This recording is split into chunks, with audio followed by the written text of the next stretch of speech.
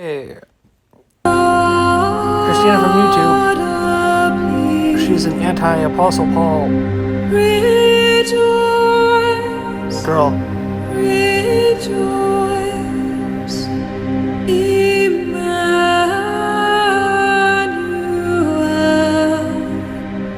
shall come to thee.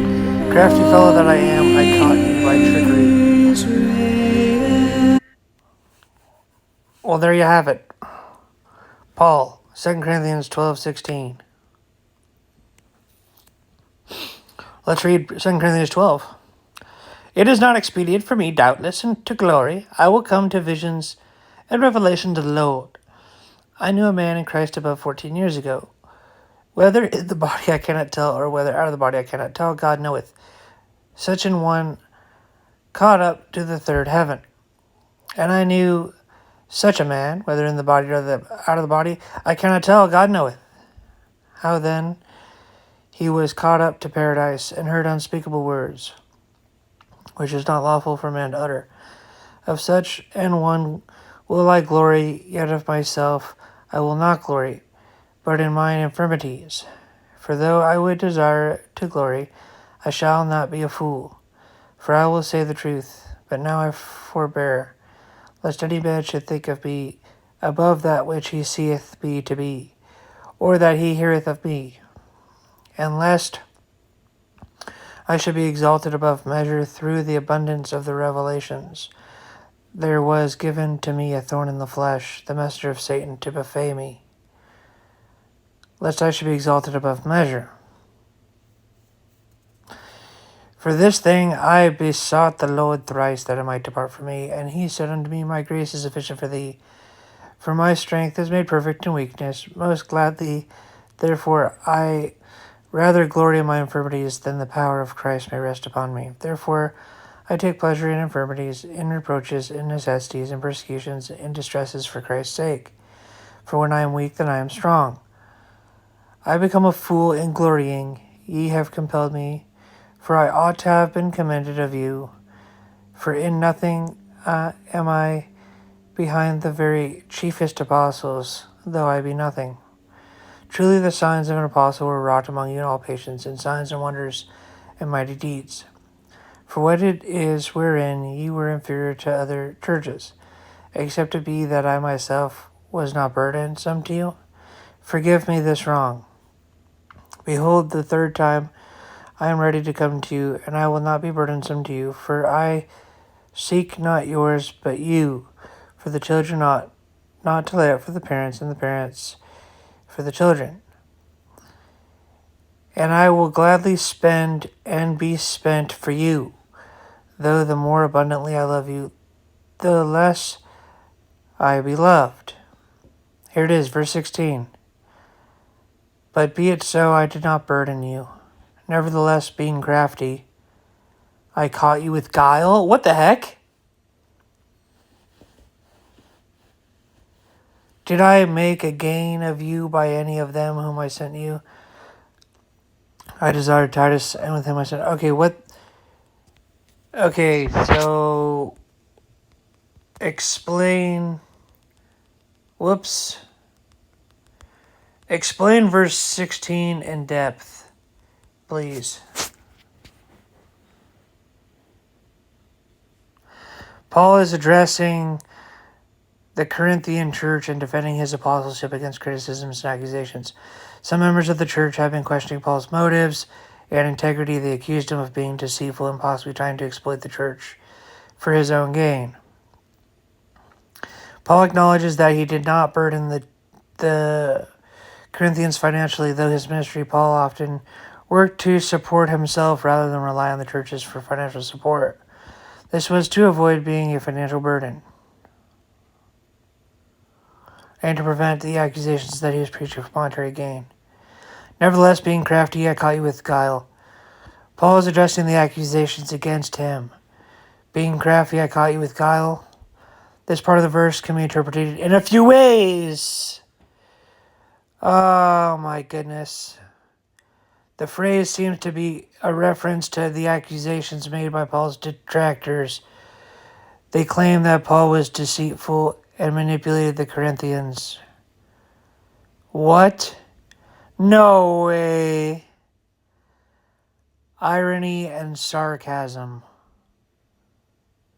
Some scholars believe Paul is using irony or sarcasm here. He is echoing the accusations made against him in a way to highlight their absurdity.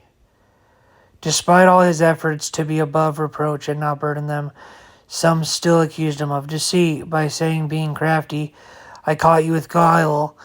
Paul might be mocking these false accusations, emphasizing that his actions were transparent. You're kidding. 2. Defense of integrity. Paul is defending his integrity. He acknowledges their accusations. This is ridiculous, by the way. Paul is defending his integrity. He acknowledges their accusations but counters them by reminding the Corinthians of his actual behavior. I'm going to memorize this verse right after this video, I think. This is absurd. He did not exploit them, and any claims of deceit are unfounded. Paul's intentions was always to build them up spiritually without taking advantage of them. Another interpretation could be that Paul is referring to his strategy of sending Titus and others to collect offerings. Paul organized this collection for the saints, and perhaps some Corinthians viewed this as a roundabout way of burdening them. Paul's point might be that even in this, his intentions were pure and armed at helping others, not self-gain. Paul is addressing misunderstandings and false accusations about his ministry methods.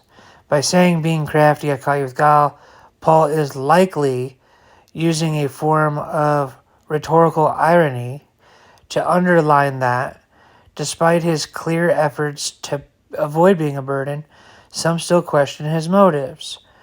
His primary goal was the spiritual well-being and growth of the Corinthian church without taking personal gain. I can assure you Paul was wicked and not using irony.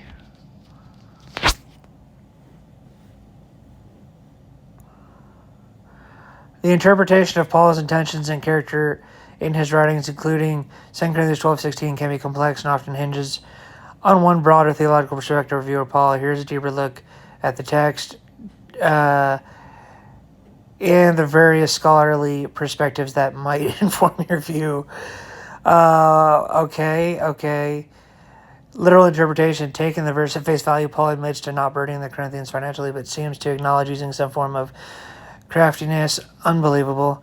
This could imply that he used indirect methods to achieve his goals, which might have been perceived as deceitful.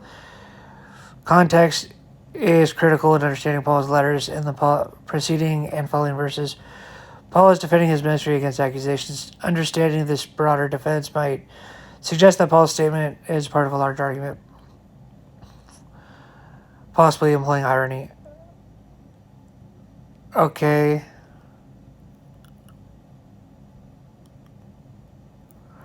There are interpretations that take a more critical view of Paul, suggesting that he might have employed rhetorical strategies or indirect methods that some found deceitful. This perspective sees Paul's admission of craftiness as a genuine acknowledgement of using shrewd tactics to achieve his mission. Wow. Paul's defense of integrity. Another common interpretation is that Paul is defending his integrity. Paul's ministry was often contentious. Okay. No, seriously. Paul was wicked. Tell me more. Paul's wicked, boys. Your perspective that Paul was wicked is a critical viewpoint that some hold. I wonder why. Though it's not the mainstream interpretation within Christianity. I wonder why. What do you have against Paul, though? LOL.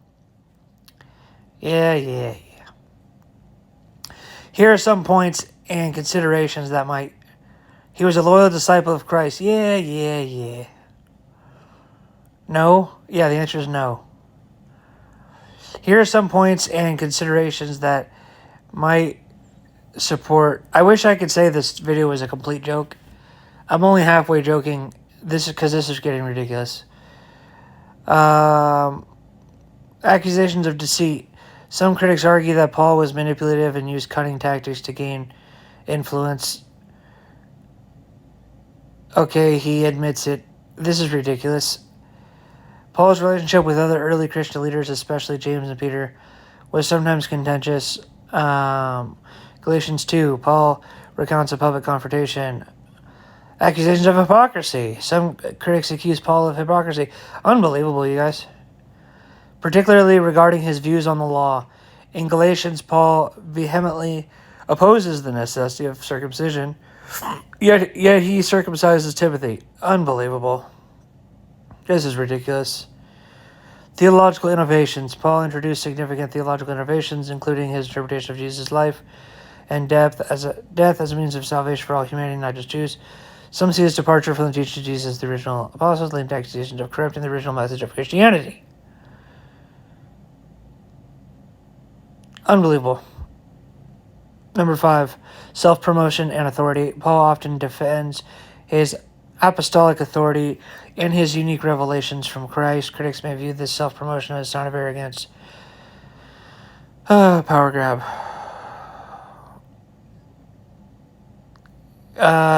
Many scholars argue that understanding Paul requires a nuanced view of historical context. His actions and writings were specific. Okay. Irony.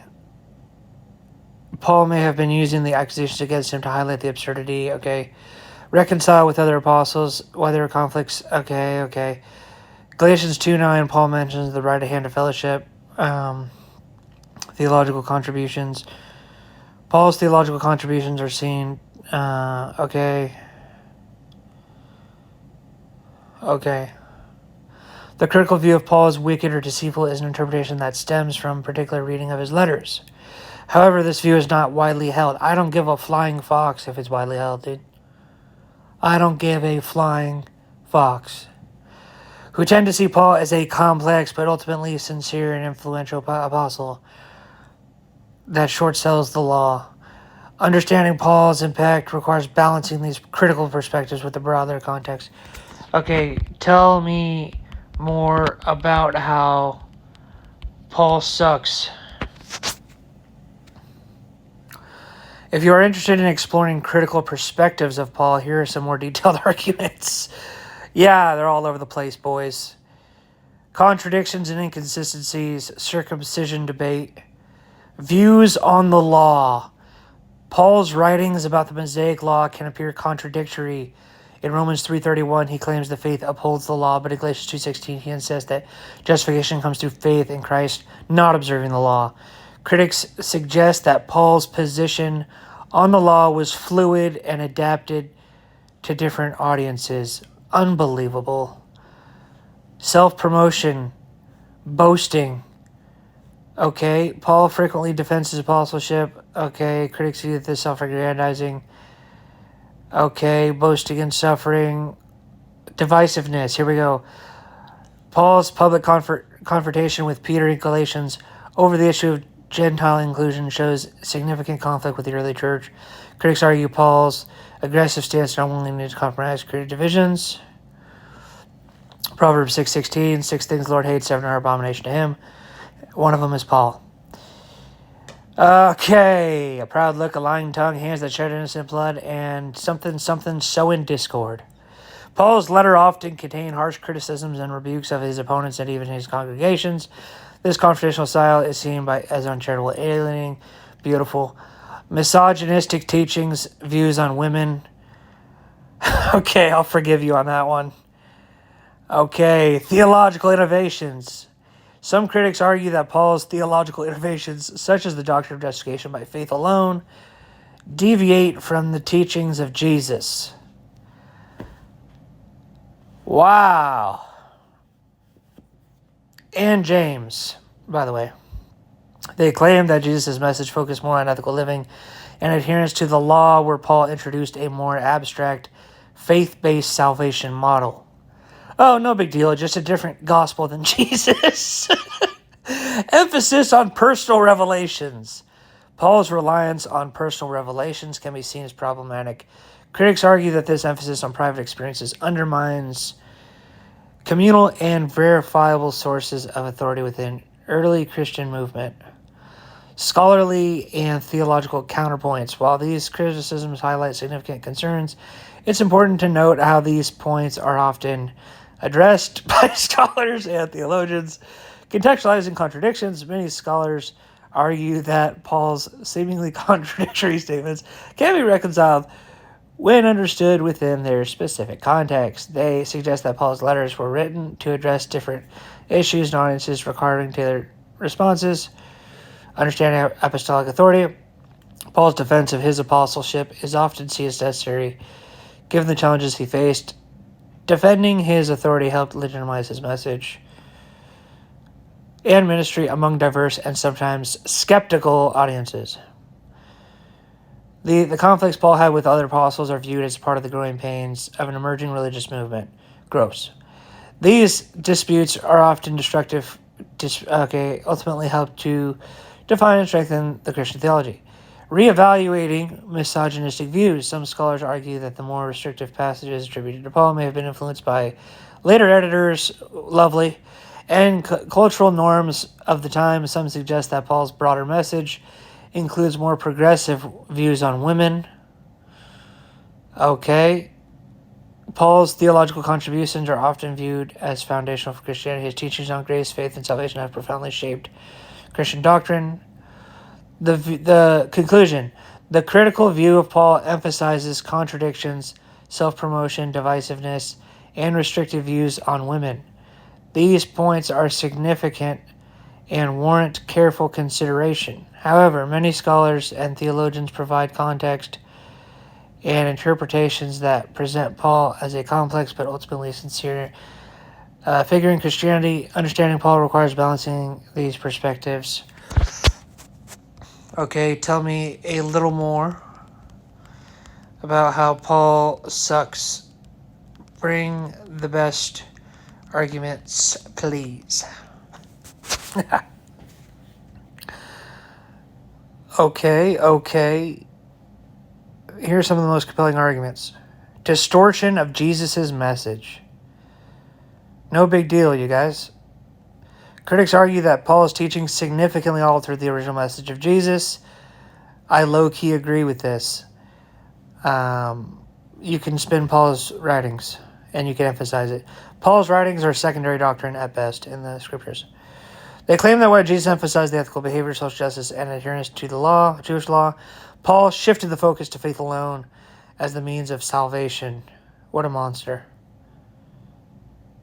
What a monster. It's a fundamental departure from teachings of Jesus.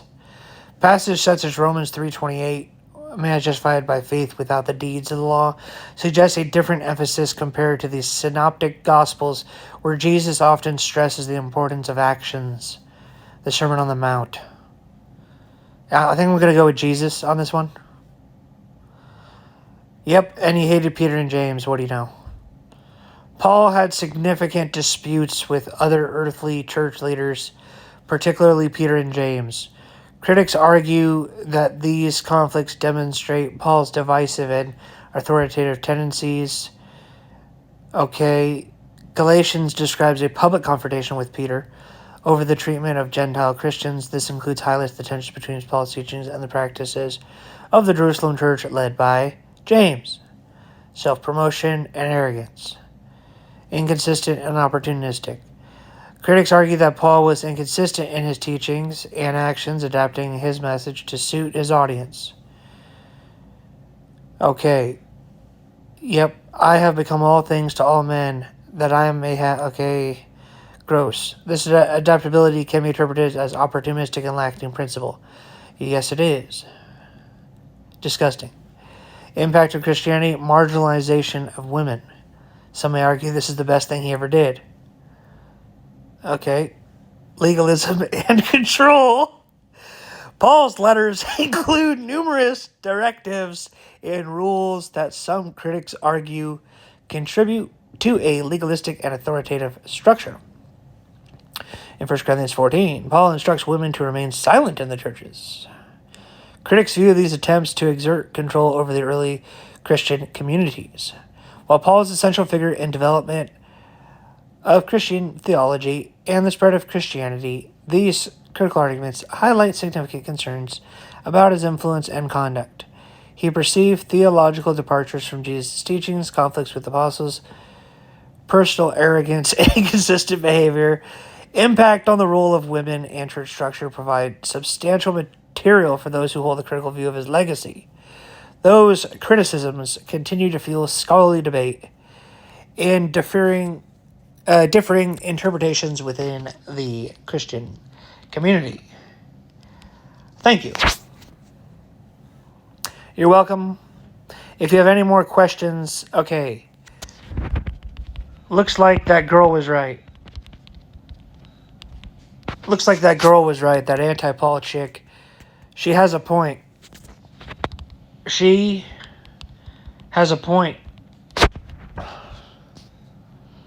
Yep. Screw Paul.